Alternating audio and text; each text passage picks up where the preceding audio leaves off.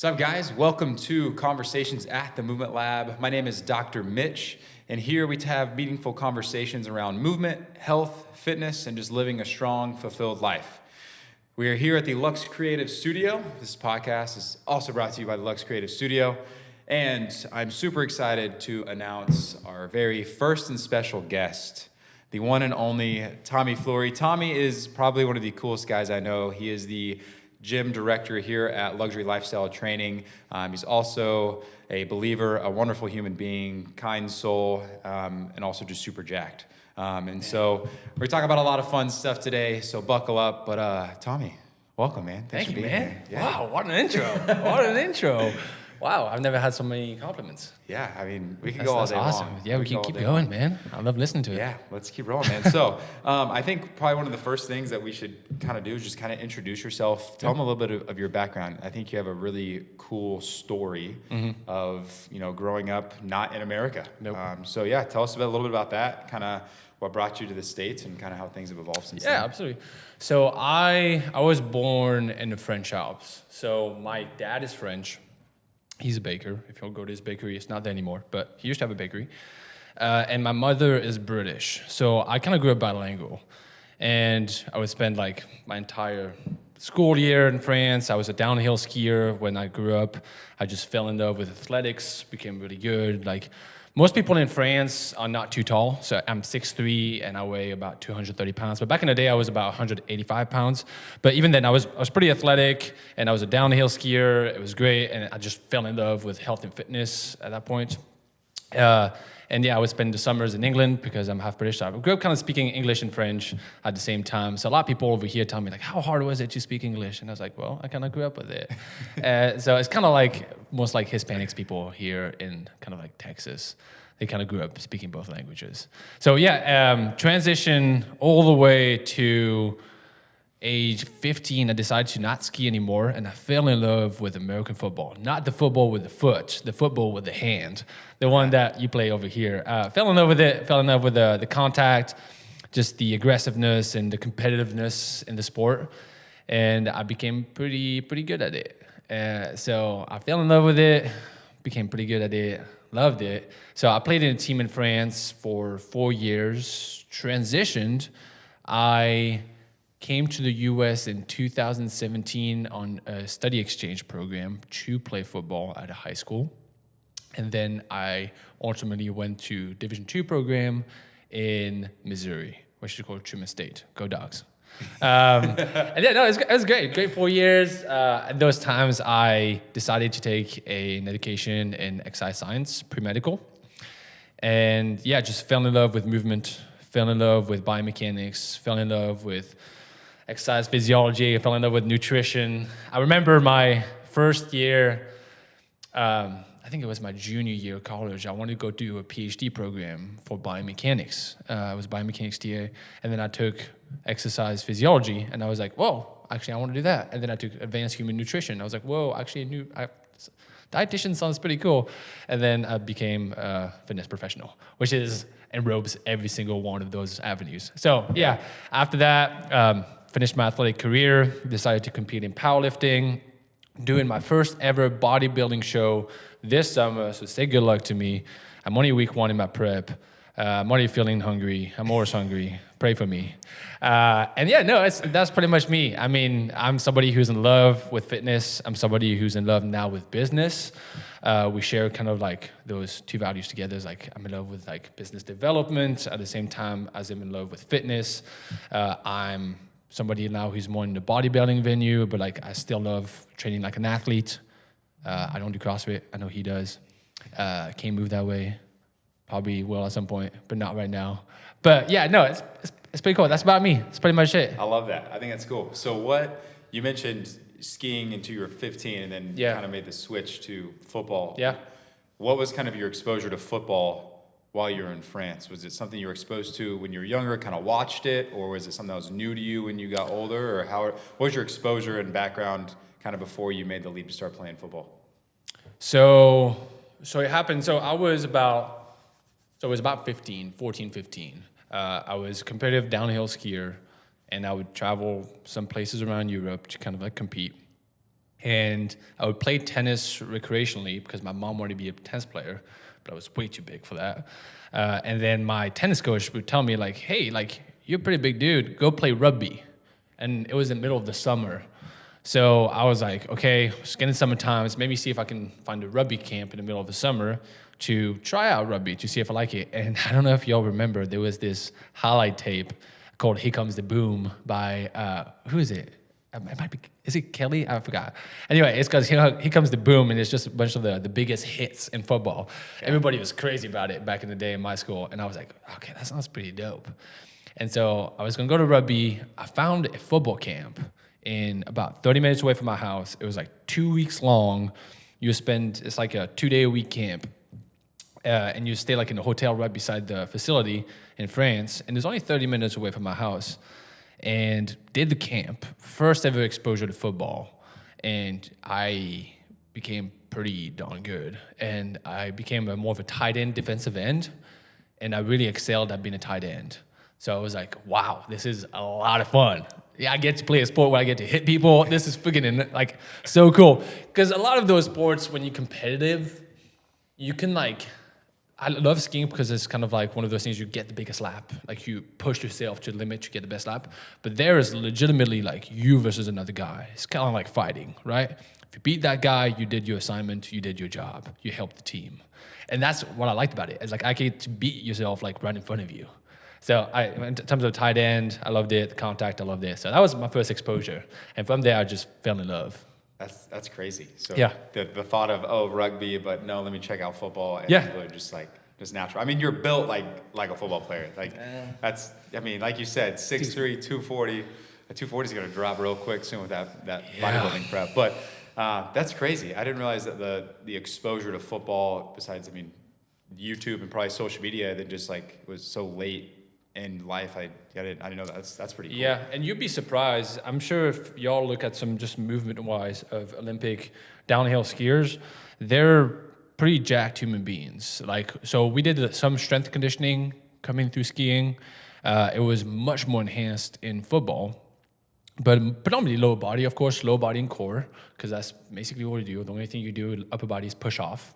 So ski erg, now it wasn't invented back in the day, but like it would have been a good tool back in the day. But yeah, you'll see those downhill skiers. They're pretty, like, they got thick thighs. So maybe that's where I get it from. Yeah, right. Yeah, no, it makes sense. I mean, again, it's a lot of leg control. I mean, that's where all your drive comes from. Everything comes from in skiing. So that's pretty awesome, man. So fun and friends came over, played football, fell in love with exercise science, and you're kind of a big nerd. You won't admit it, but you're a little big nerd when it comes to the human body and and all. Not as good as this guy, but I figured some few stuff out. No, I mean we're different types of nerds, but I love biomechanics, man. That's something that I fell in love with when I was in undergrad, and just the course where I was like, man, like this is so cool. Because if you think about it, both of us or anyone in the health and fitness industry, it's one of those things to where like you are an engineer of the human body. Right? Like people, talk about engineering, or like even growing up, my brother was like, dude, you're really good at math and science. Like you should be an engineer. Well, I am an engineer. Just I don't deal with buildings and all these other things that are probably a lot more important, but I deal with the human body. And that's what we are. We're engineers of the human body. We watch how they move. We build them. We help build them, make them more mobile, more stable, and help them to meet their demands, which is really cool. And so kind of rolling into that. So obviously fitness professional, personal trainer, kind of your journey. Tell me a little bit more about your journey of, becoming a personal trainer. You were at Cowboys Fit and then came over to LLT. And then since you've been at LLT, I mean, you've been at LLT, what, 9-10 months? Something like that? Whoa. Not even a year. 10 months. Yeah, not even a year. March will be a year. And I think it's what, 6 or 7 out of the 10 months you've been here, you've helped LLT reach a new monthly revenue, like high. PR. Like you've hit PRs and goals for the business, 60 to 70% of the months you've been here. Like that's insane. That's awesome. So tell me a little bit about kind of your journey of becoming a personal trainer, your journey into LLT, and kind of what it's been like since you've been here, and just kind of the ride. Yeah, well, first of all, I'll give all the glory to the entire team. I felt like our whole team came together at that time, and of course I'm the director there, so it just kind of like points back to me, but at the end of the day, the entire team got the success, which I told them at the end of the year is like, hey, we all winners at that point. Like everybody won. Like and that's the beauty of it. It's like a team coming together is when you truly begin to win. And so I started as a strength and conditioning coach and transitioned to Cowboy Fit in 20. Oh yeah, we went. I was right. Is that maybe 2023? I got married in 2023. Love my wife. She's amazing. She probably loved that I give her a shout out. She always asks me every time I do a podcast. So like, did you give me a shout out? So I am. She's amazing. She's awesome. Love you, Kate. So married my wife in 2023. Became a Cowboy personal trainer. And so from there, I'm always somebody that kind of like wants to push how far I can, like how much can I accomplish?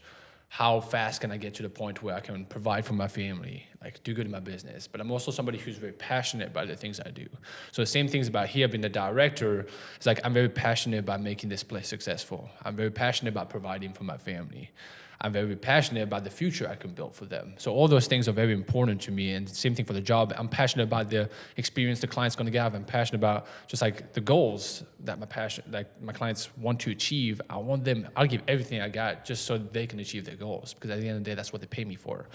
So at Cowboy Fit, I was there for a year and a half, and within 6 months, I became a fitness supervisor, which is a position that you're in between management and kind of like the normal trainers. So we will have more revenue in some sense. Like most of Cowboy Fit in terms of like personal training, if people didn't know, that's good to know if nobody knows that. Most of the money you make is through commission. So some gyms, Sunny Box gyms, they'll give you like a small salary per hour, which could be anything from the minimum wage of $7.25 or going all the way, if you have more of a leadership role, to like $12, $15. But then most of your money comes through commission and training, and also in sales and package, and then bonuses on top of that. So on the bigger gyms, you can make a substantial income. And I was able to make a really decent income for myself at Cowboy Fit. But I came to a point where I was training like 40 sessions a week, and I was pushing it with my clients. I was helping other trainers kind of like be successful, but I was reaching a ceiling. And maybe it's prideful for myself, but like it was kind of like a ceiling I wasn't comfortable with living my entire life on. So I was like, okay, well, it's time for me to find something new. So I was completely prepared to start my own company at that time until I found Michael. Like I was a Cowboy Fit. I was doing well. I was like, I'm gonna stay here for another year and a half, and maybe I'll start my own company if that is something the Lord wants for me. And I actually was in a marriage class with my wife that I was like, yeah, it's kind of cool. We can probably learn about marriage about older people, right? They probably got it more figured out than we do. And we got in that class, and it's actually Michael, which is the owner of this place, his parents. And they tell like, hey, you should meet my son. He's got a gym over here. And I was like, I'm not interested. I'm making a good income. And then we met with Michael, and we had the exact same vision for the city of McKinney and for the Collin County, what we wanted to accomplish. He's also a believer. And we just like the vision that we had, we just clicked. So it just made sense for both of us to be like, hey, let's unite teams and let's make this a reality. Like, both of us together, like, well, it's not a 3-string chord. That more signifies marriage and more. I mean, anyway. We see like, the analogy. both of us See it, together. don't Yeah, worry. the analogy is like, two of you together, here I am with you. Yes, it means about the church with Christ. But in that sense, it's like we're more unified together, and also have a mission to accomplish, to make disciples of all nations and to love God and to obey God. I feel like God could be like, I could use that. You know, I truly believe that. And I feel like sometimes God implements your life with other believers to kind of like further his kingdom, but also like, you know, do meaningful work. Absolutely. And that's why I'm so passionate about what I do, is that God placed me with an opportunity right now to bless people and to also like help people, not through what I'm doing, but what he's doing through me. And so for me, it's a huge impact to be like, okay, I'm going to do the best I can to make the best job possible. Because if I'm giving 50%, I'm not really glorifying his name to do anything that I'm doing. So that comes like 100% of the passion of what I do. Yes, I want to provide for my family. Yes, I want to do well in my job. Yes, I want to provide some good income. Yes, I want to have fun stuff. You know what I mean? I want some cool stuff sometimes. I want to buy some supplements. But at the end of the day, it all comes to the backbone of like glorifying his name. So Yeah. Absolutely. I don't know if I answered your question. To be No, you honest. did. Yeah, I think I answered a lot of questions here and a lot of things that we wanted to get to. So I'm excited. But yeah, I think just kind of touching off what you just talked about, glorifying God and building His kingdom and just shining His light. I think, all of those things you mentioned, it all comes down to just serving others. And like, that's literally what you love to do. And you can see it on your face. And every time you're in the gym or just talking to other people, like, you can tell that's what you love to do. And that's not only what brings you happiness, but that also brings God happiness. To look down and see you doing all these incredible things with the opportunities He's put in your life. And you're doing a wonderful job at living the purpose that He has in your life, which is really awesome. That's a really crazy story about how you met Michael's parents before you met Michael, and just those connections, and just proves that, when you meet the right person, and God's put people in your path to make those connections. And one of my good buddies, Chris Lerma, shout out, has a saying, hey, God is working on 10,000 things in your behalf, and you only know about 3 of them, maybe even 2 of them. There's so many things that He's working on and moving so many pieces around because He's got this story written for you. We don't know this story. And so it's so cool that He's working on all these things and just little things here and there, whether we know about them now or we're in them and still don't know about what the ultimate result of those things are. And that's really incredible. And so, like you mentioned, having this thought of, maybe I'll hang around Cowboys for, another year and a half or whatever. Or, they mentioned, oh, you should meet my son Michael. And you're like, I think I'm doing okay. And then, just God's continuing to put it in your face of hey, you need to meet with this guy because this is what I have planned for you. And so that's incredible. And then, again, like you mentioned, hit some pretty incredible goals since you've been here, and obviously a huge shout out to the team. But it also says a lot about you as a leader, right, and your qualities and things like that. And so kind of thinking about that, right, being the director, being the leader of an incredible team here at LT, what do you feel like really allows you to really be a great leader in this team? What are some qualities that you feel like you exemplify really well, or some qualities that you try to utilize to help lead this team and just continue to create this impact and have this leadership, and just maybe some of the mentality stuff that you bring to both yourself, but the gym, your clients, your team of all the trainers, because we have 8, 9? We got 8 trainers right now. Okay, 8 trainers, yeah. So what do you feel like is kind of your mentality and your mindset and how you lead that team? That team, absolutely. And you of course interact in any way of what you thought was successful in your career too. Because I think a lot of people could benefit from that too. But for myself, I think it's most of the times what I try to do, but what I want to accomplish and what God is doing through me. I think to have a successful team, you need a vision. There's no successful team that doesn't have a right vision. If you're shooting in the dark and saying you're going to ultimately hit, maybe, sure, fine, you might hit one day. But if you have you might miss 20 times, just turn the lights on, have a vision, and understand where you're shooting at, and then it's easier to hit the target. Yeah, you can't hit a fuzzy target. Right? Yes, you might miss it too, but your likelihood of hitting it is much easier. Plus, it's much easier to persevere. Because if you're just shooting things in the dark and you're just randomly going somewhere without a concrete vision of where you want to be, then it's just it's easy to fail. Because your treasure is not there. Your vision is not there. Your target is not there. So I would say number 1, have a vision. Have something you're aiming for. Have a plan for 10 years.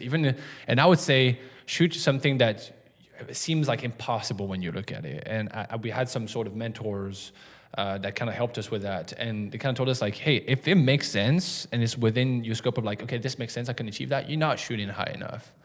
Because at the end of the day, if you don't make the goal that seems possible, man, you're frick.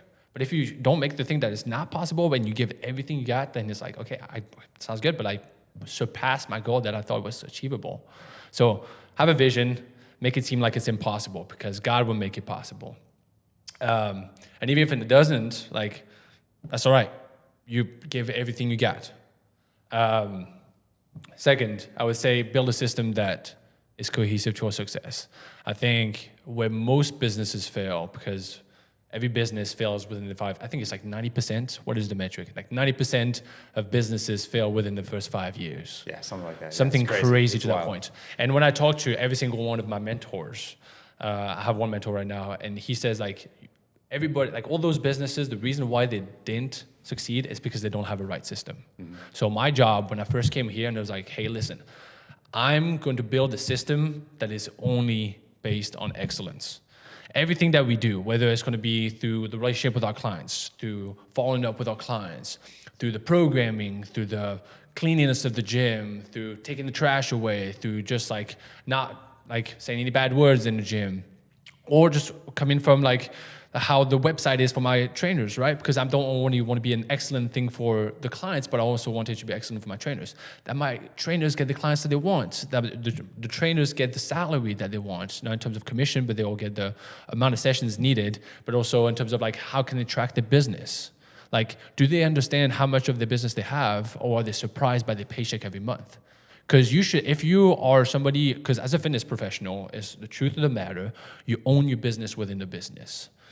You have your business within the business. Like the reason why you have such a high commission within the job is because you run your own ship. Yes, the leadership will help you. I take leads, I bring them to clients, I help them through consultation, I help them how to sell. I'll help them in any way possible to make them successful. But at the end of the day, it's their job to sometimes close a deal. It's their job to have their client continually buy some sessions. And it's their job to have their clients achieve their goals. It's your business within the business. And if they don't know the business, you can't grow your business, right? If you don't know, if I ask a trainer, I don't know how many clients I have, and I don't know how much a month I'm expected to make, then you don't know your business. How are you supposed to grow that? How are you supposed to grow something you don't even know of where you're at? Yeah. Same thing is in terms of metrics, same thing in terms of sales, same thing in terms of strategy. So the way I came here is I was like, okay, I want to build every system possible for the vision, meaning that there is no chance we are not going to achieve that vision. And the only reason we didn't achieve that vision is because we didn't execute on the systems. And if a system didn't work, I'll analyze that system and change the system. And I think that's a beautiful thing is like, if you track what you do, just like when you track your workouts to be in progressive overload, to grow, have a stimulus and, be in hypertrophy and grow your muscles. Same thing for a business. You have a system, you write it down. If it works, fantastic, you have a successful business. If it doesn't work, go back to your drawing board, go with your leadership team, build another system, and see if that one wins. And do it over and over again, and at some point you will win. Like it's like those people, like if you keep pushing so hard, and you never fail, it's impossible for you to lose. But the moment you give up, the moment you become comfortable and you don't reach for excellence anymore, that's when you start going down, down, down, down. And that's when your team starts going down, down, down, down. And then that's when you become unsuccessful, I feel like. I've seen that multiple times. The leader starts to become comfortable. You start pushing for excellence. You stop spending time on proper systems that's going to make the clients have a better time, and also the trainers have a better time, or management have a better time, and then the whole entire thing falls apart. Because then everybody's an individual, you're not a team anymore. Yeah. So I think for me, it's a long thing about it, but I think building the right system, have a vision, build a proper system, and execute with excellence. Yeah.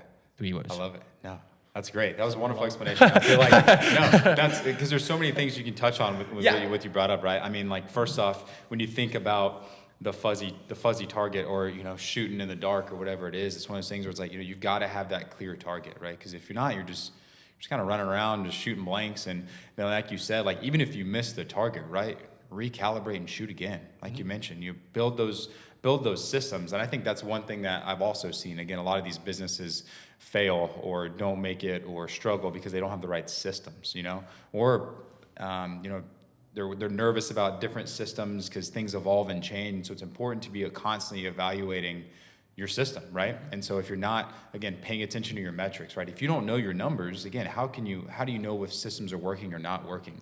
Yeah. It's funny you mentioned, just like tracking, your workouts and progressive overload. I was thinking the same thing, but I was thinking nutrition, right? Like if you're just eating willy-nilly and not paying attention to what you're eating or tracking what you're eating, how do you expect your physique to change, right? Or it's one of those things where it's like, hey, I think I need, 3,000 calories for this cut, and then you're on 3,000 calories for 4 weeks and you haven't dropped any weight at all. Recalibrate. Maybe 3,000 is a little high. Let's drop that down a little bit, 2,800. Same thing with a business, right? Change and see how things or moving the needle? Are they moving the needle? Are they not? Are they getting you closer to your goal? Are you more honing in on that bullseye, that target, yes or no? And then what steps need to happen to be there, right? You know, sometimes the way I think about it is sometimes you just got to work backwards. Like, I think just starting with that ultimate end goal, and like you said, make that goal seem impossible. Make that goal scare you. Just don't get comfortable, right? You know, when you look at that goal, you need to think, oh man, I don't know if I can do it. Cool, that's a great goal. Go for it. So starting with that big thing and then breaking it down from there. Okay, if it's I need, you know, say I need to make this much money in a year. Okay, well, how much do I need to make per month? Okay, well, how much, based off how much money I make per month, how many sessions does that mean I need to have per month, you know, from a training perspective?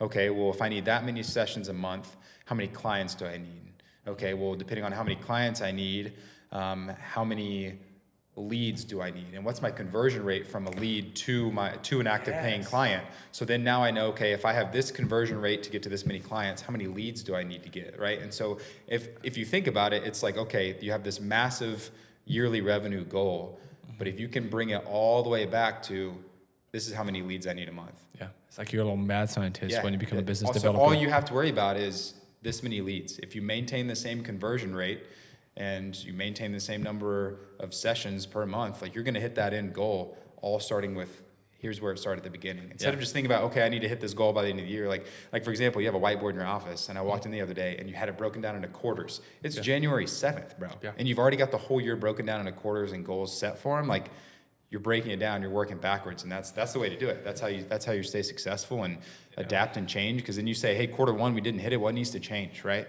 And then also the other thing that I love is looking at it when people think, okay, break it down into quarters. A lot of people just break it down into even quarters. I noticed on your whiteboard, you gained momentum throughout the year. Your numbers each quarter got bigger. They didn't just say, hey, for example, let's say $1 million business, right? You're not just saying, $250,000 Q1, $250,000 Q2. You were progressively getting higher as the year goes on, building up not only that momentum, but also like you expect your business to grow, right? Whether it's in clients or staff or whatever it is, you just expect it to grow and get bigger. And so I think that's something that's really cool. Again, you broke it down. Again, you're a systems guy, and I can see it, and that's super awesome. And so one thing you kind of touched on that I know we can nerd out about all day long. I want to talk about a little bit about this, and then I want to get into some of your like training philosophy at the end. We'll kind of nerd out a little bit about that. But we've kind of both talked about this, but you are obsessed with sales. You love sales. I do.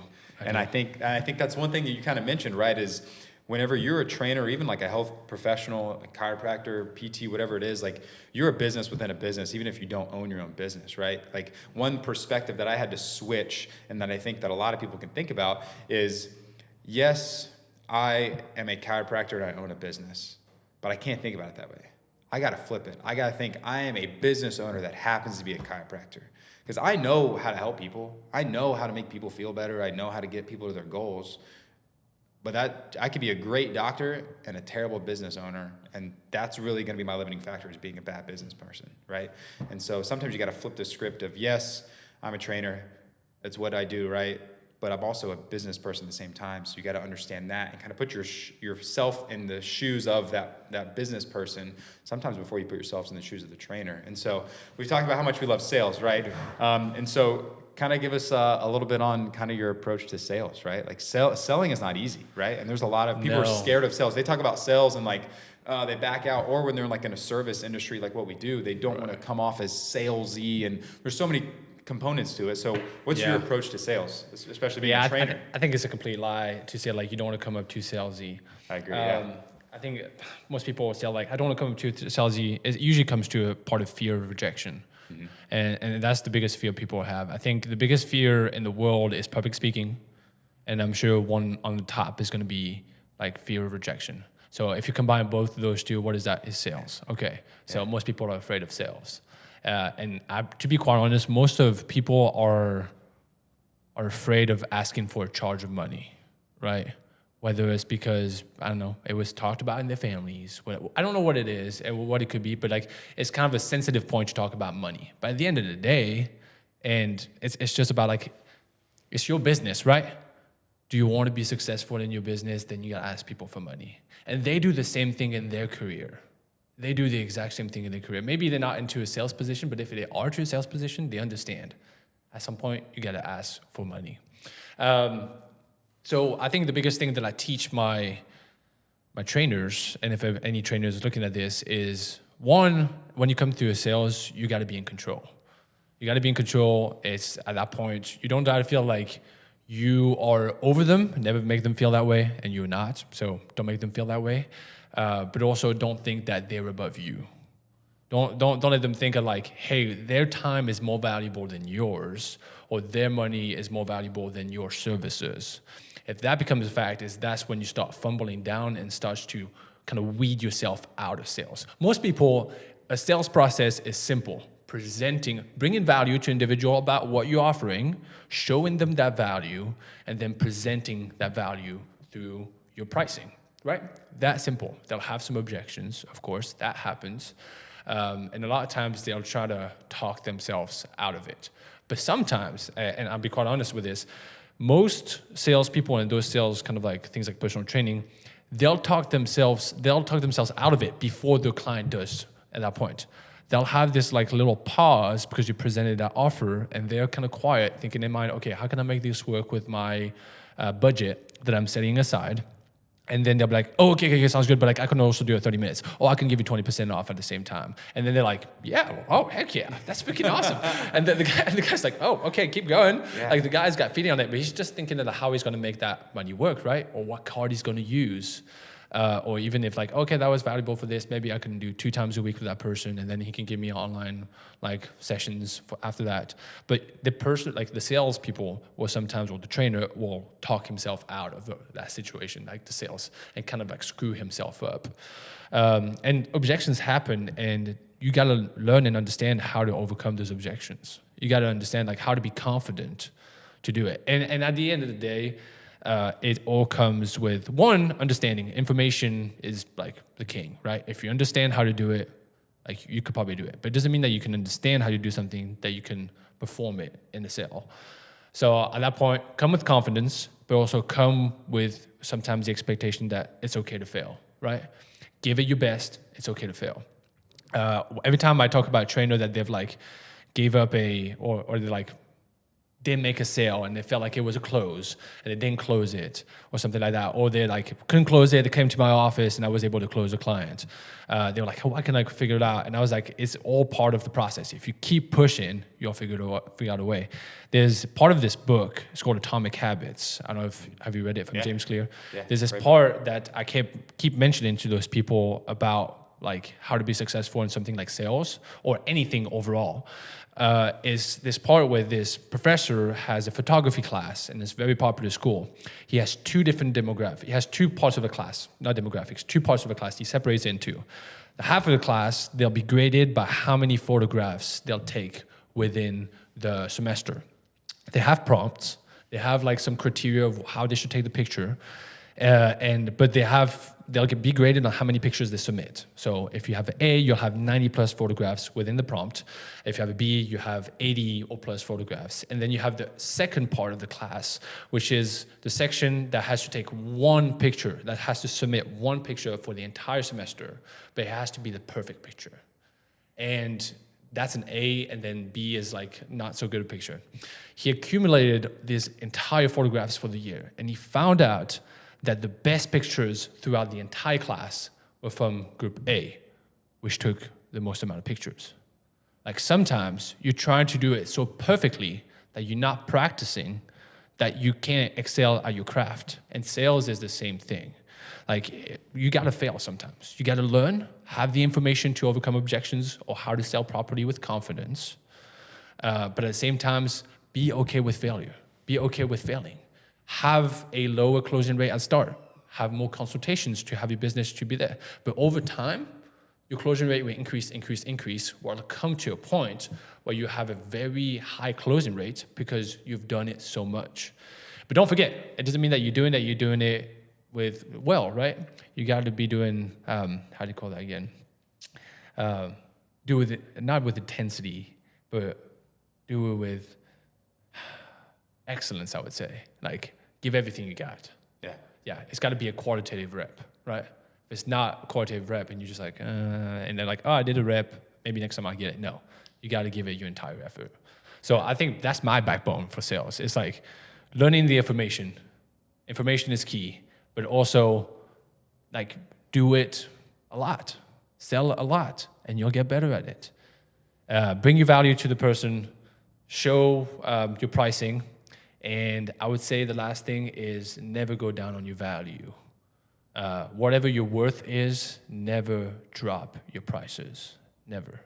You could give some add-ons, right? If that person is like now by closing, has a lot of objections, to be like, okay, I'll add you a free workout in a PDF, but never take your prices down because that's your value. If you drop the prices for that individual, you dropped your value. Instead of your price per session to be $150 a session, now your value is $130. So when they're selling to their friends and they're telling that's an excellent guy, he's $130, but you're trying to sell your business at $150, that's your value now. So never bring your value down. Yeah, I love that. I feel like that's, so what about you?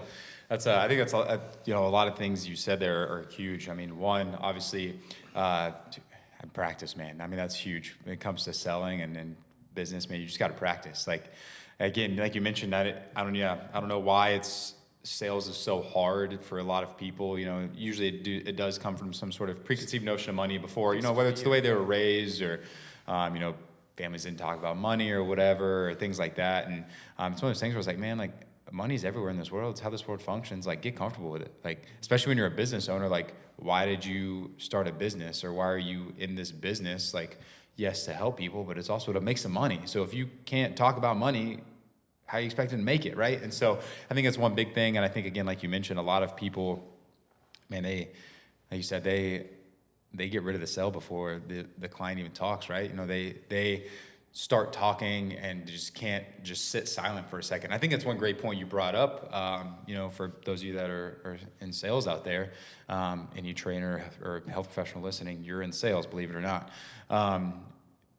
You just shut up. Like, Yeah. like, I don't know, because like you mentioned, like they're thinking about a lot of things in that moment once you present them the price, right? Like you mentioned, they're thinking about, okay, well, what card am I going to use? Or does this fit in my budget? Or, okay, if I work out with you 3 days a week, can I work out on my own 2 days a week? Or what 3 days would be best for me to work out? Like, they're thinking about so many things that you don't realize. You think they're just thinking about that price on the number and can I afford it, yes or no?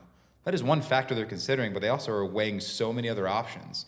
And so you're just digging yourself a hole if you can't just handle the silence whenever you show them the price. I think that's huge because, again, they're trying to process a lot of different things, and you just walked yourself out of that sale because either, again, you just started talking and just like overwhelmed them and they couldn't think about it, or again, like you said, you were like, oh, well, I'll throw this discount at you, and again, you're just bringing your value down. And I think that's one thing a lot of people struggle with is they're just holding their value. Like, the kind of work that you do as a trainer is so darn important, and I don't know if it's just because like other business structures of like these big massive gyms just like don't like pay trainers the way that I think they deserve to be paid. Like, they're getting paid $30 a session, $20 a session, whatever. It's just like this crazy stuff. Insane. When it's like, again, they bring so much more value, and you've got to understand the kind of value that you bring and have confidence in that, and don't settle for less, right? If anything, strive for more, right? Raise your prices, right? Once you understand the kind of value that you can bring. And I think that's the other component is if you can relay to the client the value of what you are trying to give them or sell them, that should handle all their objections. Because if they can see that value and they understand the value of it, they shouldn't really have any objections. You should have given them the understanding, and you address all their objections just by giving them the value, right? Showing them, hey, this is what we're going to do. This is how, and you got to turn it on them, right? This is how it's going to help you reach your goals that you care about. And so I think that's the other important thing about sales is understanding what their purpose is and what their goals are and what drives them, and how you can relay what you do and how it's going to help them achieve those things. Because it's one of those things where if someone's got goals and somebody else can help them get there, they're gonna seek that help, right? Whether it's you're a business person and you want to hit these numbers, get you a business coach, man. Like, please do, or get a mentor or just someone that can help you strive to get there. Or you've got these goals in the gym. Hire somebody, hire a trainer, a coach, or whatever it is. Or it's just like you've got your goals of you just want to live a longer, happier, healthier life. Like, find the people that will help you achieve that. Yeah. And because that means something to you, right? And that's the other thing you can do in sales is ask them, hey, you're here in the gym, What made you want to reach out for training? Oh, well, I just want to get back in the gym. If you left it at that, that's all. The only value you can provide them is I'm here to help you get back in the gym. Dude, you can watch a YouTube video that gives you some motivation that puts you back in the gym. Yeah. Like that's no value, right? But if you understand, okay, you want to get back in the gym, why? Oh, I want to get stronger and look better. Okay, why do you want to get stronger and look better?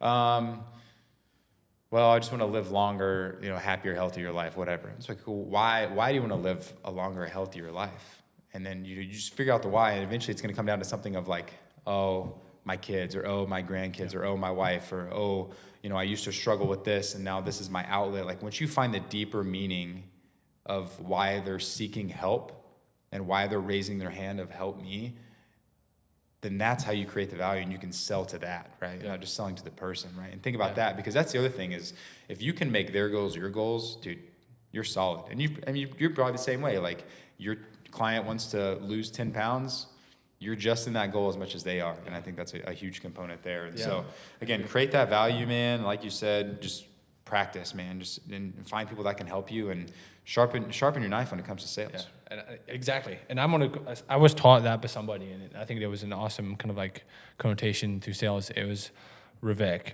relate, validate, educate, challenge. Yeah. If you can hit on those 4 points during the sales, you'd be pretty good. Like, because you can relate to that person, they'll be like, oh, okay, you've been through something similar. You can validate that person. It's like, hey, what you're going through, that's completely normal, which it is.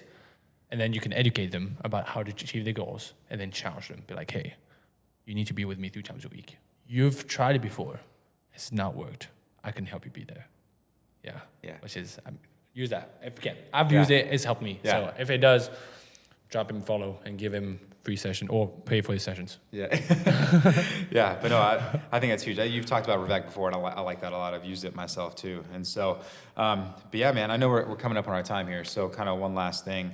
I kind of want to touch on I think we've talked about a lot of great things, and we've touched on, our faith and our values and all that stuff and how that ties into work. And I know, I'm going to plug you here. I know you also have a podcast.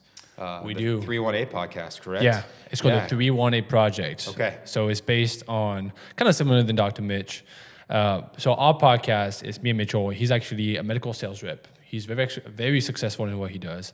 And we love to talk about the Bible. We love to talk about family and how to how to take care, or how to love your wife properly. Like as people like you and I, we care about our careers a ton. And that can come, for a lot of people, it comes to a detriment to the marriage. But at the end of the day, your marriage is first, right? I talked to you about it. We closed it. Like we're going to say, we might hire as a trainer, a pastor, which would be awesome if you have him on the podcast. But he told him today, and we were talking about it, is like your purpose, like something that God has given you, is your marriage, right? That is your purpose. Well, it is your purpose. But your career is not your purpose. It's to make disciples of all nations. Like God will never take away your wife, right? It's not something you're supposed to separate. Your job, he's fine with it, right? If he doesn't want you to be in that career anymore, he's like, hey, get the fuck out of there. Yeah. But he'll never tell you to get the heck out of your marriage. Take care of your marriage first. And you see that happens a lot with people that are deep into businesses. Their marriage kind of it stops being worked on. And what we're trying to go through the podcast is okay, it's important to give everything you got in your business, but give everything you got in your marriage first. Yeah. And I believe God's going to bless that, because God wants something for your good. Yeah. I'm not preaching the prosperity gospel, by the way. It's not like he's going to give you $1 million. That's not what happens. Sometimes he's going to humble you, and he happens a lot of times. That's what he's done a lot last me for me. So yeah, we talk about that pretty much, and it's called the 318 Project. I don't know if y'all know, it's about Genesis 14:14, when Lot gets captured by the 4 kings, and Abraham recruits 318 of his men from his household that are discipled under him and that are trained under him. And he conquers the 4 kings to take back his nephew Lot from the 4 kings. So he defeats an entire army, 4 different armies, with just 318 men.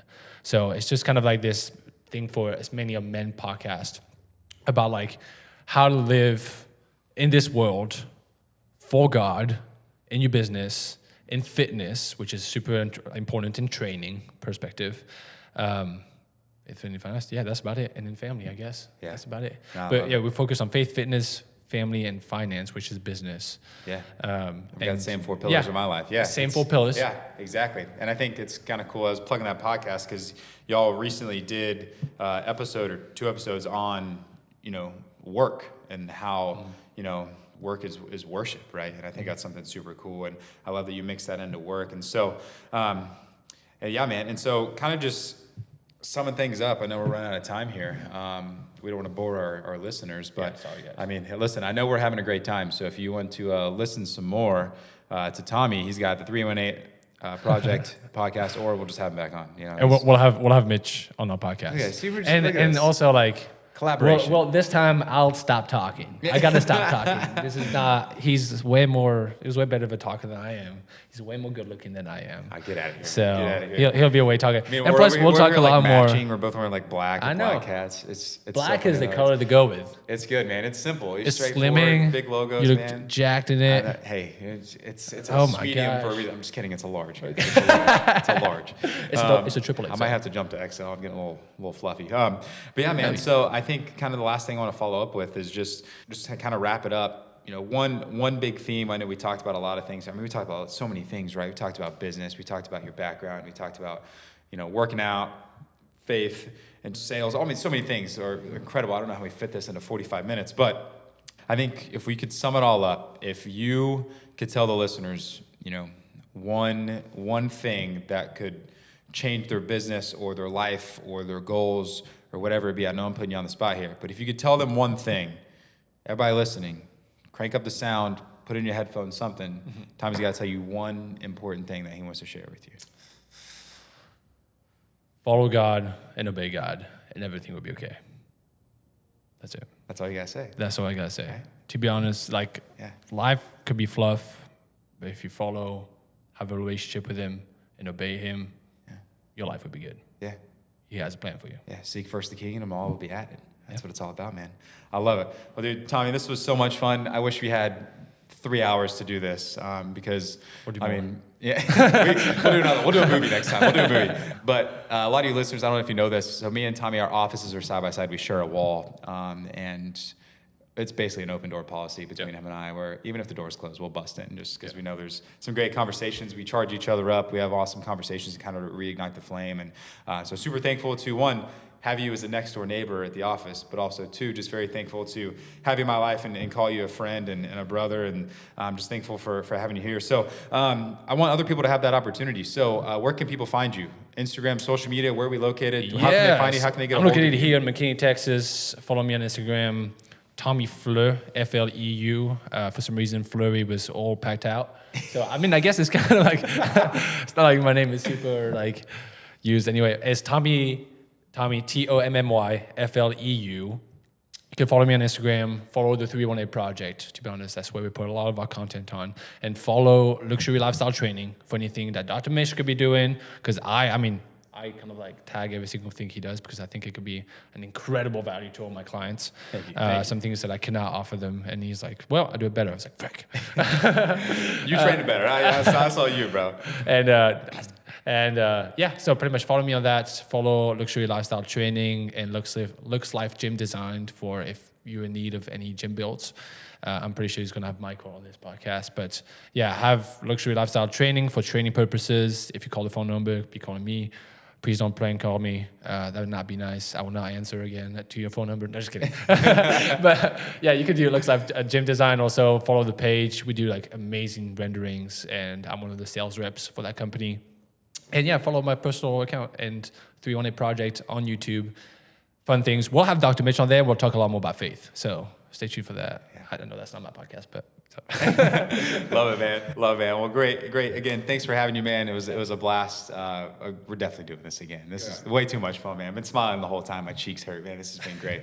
But yeah, So, guys, thank you so much for listening to Conversations in the Movement Lab. Again, if you had a great time listening and really enjoyed it, please subscribe for more episodes. Or if you feel like there's someone you know that could really benefit from the conversation that we had here with Tommy, please share that with them.